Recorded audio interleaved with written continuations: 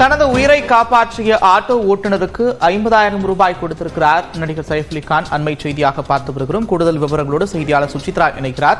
சுசித்ரா, விவரங்கள்.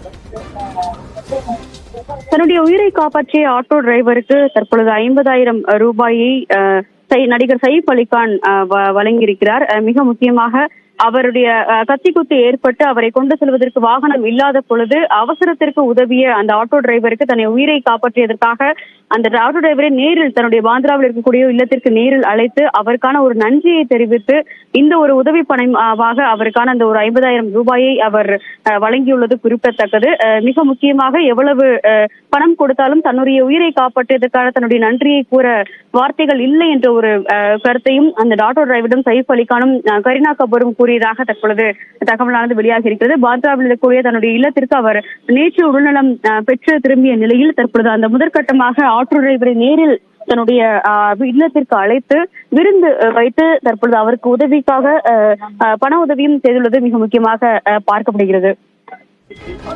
நன்றி சுசித்ரா, விவரங்களுக்கு.